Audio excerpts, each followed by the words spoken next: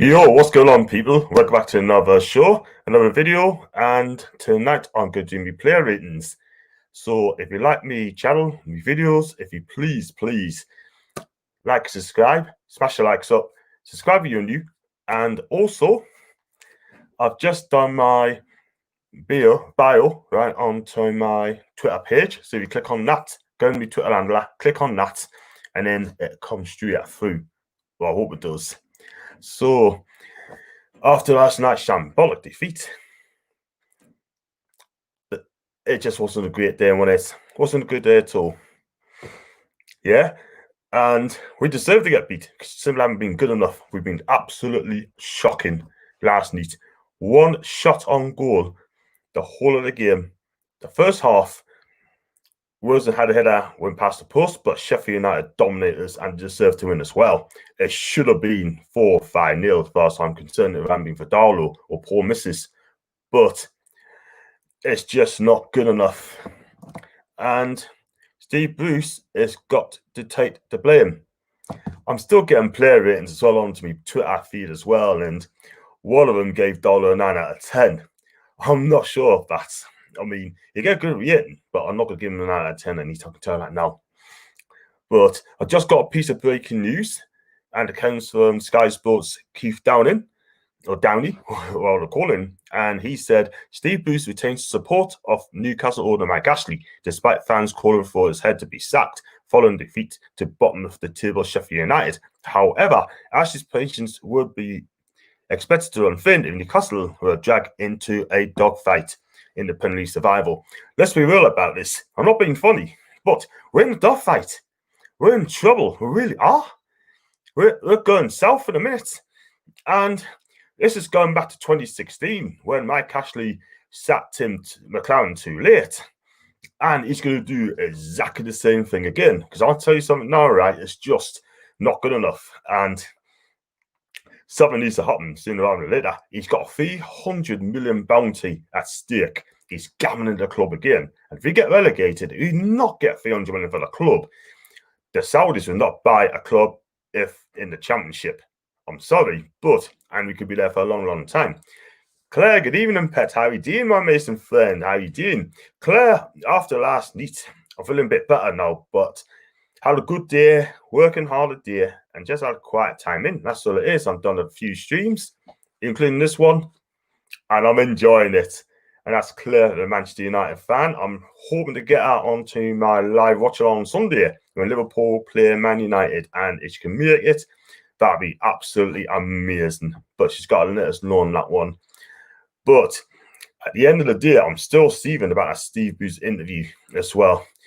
I mean, I just saw a clip earlier, and Fairman Shaw took a free kick from the halfway line, just over the halfway line. And believe it or not, it kicked it straight at Aaron Ramsdale. And I'm thinking, oh my God, shocking. But at the end of the day, again, is absolutely horrendous watch. And yet, this order is still backing Steve Bruce, even though we haven't won for 8 games, 6 defeats, 2 draws. I'm baffled. I'm not surprised anymore. Do you know what I mean? I'm not going to get in a rant on this. It's pointless. But it is all it is. And if that's the decision, fine. But I cannot see us win another game under Steve Bruce. See, someone done it. Right, on to the player ratings. Please smash the likes up, subscribe if you're new, and please leave a comment in the sections down below. This is going to be absolutely brutal, let me tell you. So, I'm going to start with Darlow. He's made a couple of great saves. He cannot be blamed for the penalty, which he went the wrong way.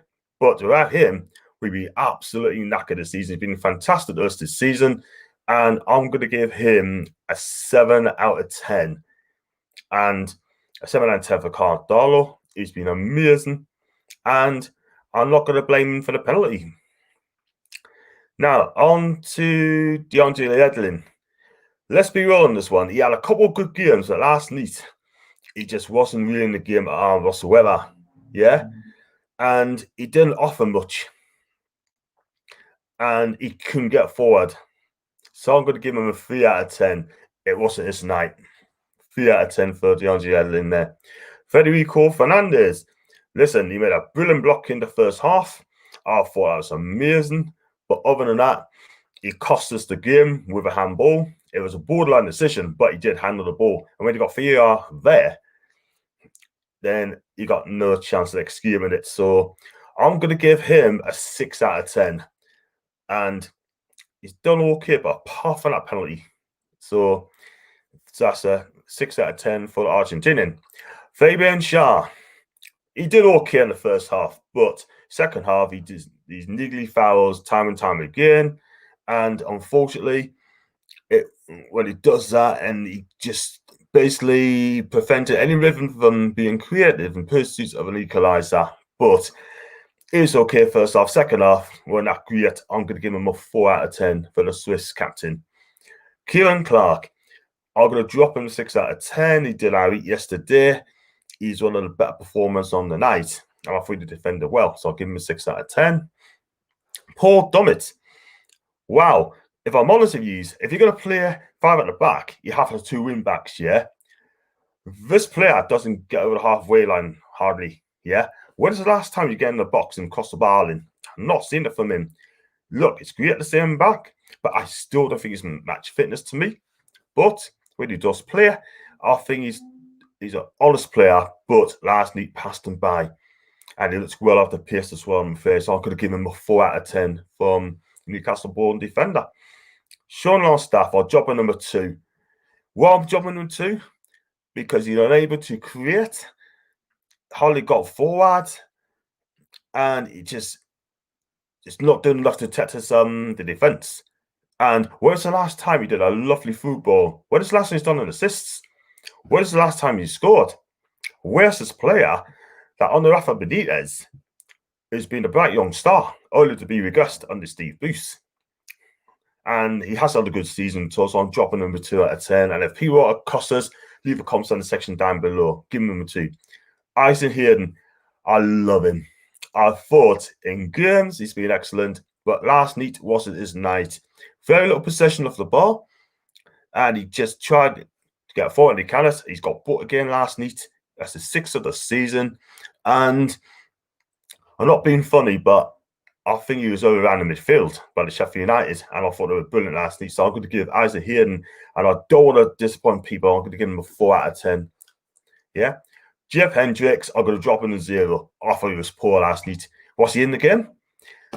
When Sky Sports did a formation, yeah, they said a 3-4-3, and Hendricks playing on the right side up front, and I'm thinking, wow, that's not the right tactics. It's definitely 5-4-1.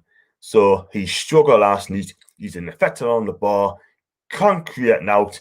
What does he do? What does he do? And he's worth the pace as well. Not good enough. I'm going to drop him a 0. Sorry, not good enough. Just get back to Burnley. Do what I have to do. Ryan Theatre, 2 bookings. Makes it sending off. First tackle was poor. Second one, after 2 minutes later after that, he's let the side down. Yeah? And he's just an absolute idiot. A complete and utter idiot. I'm dropping him a 0 out of 10. And he needs to step up as well, because at the minute, I expect a lot more from this guy. Maybe he's not fit. And it seems to me that he's picking his own games. So I'm dropping him a 0. And Callum Wilson, listen, it was isolated last night. He had a great chance to put us ahead, the cross on the route, and he headed it wide from 10 yards away. Go and put him away. And I'm not going to cuss him because it's devoid of service. Let's be real. He'll be better off getting service from the fish and chip shop. He's got more chance of that than service on our midfield, because he cannot create now for him. He's getting frustrated. He must have been thinking, why have I joined this club for? Could have gone to Aston Villa. And I'm going to drop him. I'm going to drop him a 3 out of 10 for me. A 3 out of 10. And he had another chance second half and he hit a strike at the keeper. So for me, I'm going to drop him a 3 out of 10. But that's not his fault, because the fault is down to our pathetic manager. I'm telling you. On to the subs. I'm not going to give him much ratings anyway. They haven't done much anyway, so I'm going to drop him a 3 as well. Steve Bruce, I'm going to drop him a 0. If we got to play a team at the bottom of the table, right, You can't go in playing 5-4-1.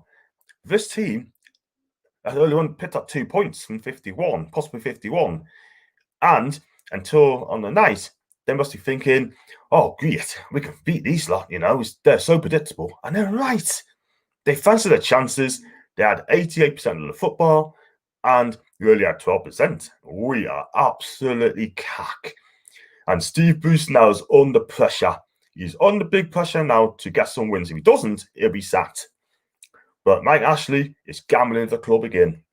And I'm sick of it because, like I said, it's gone back to 2016.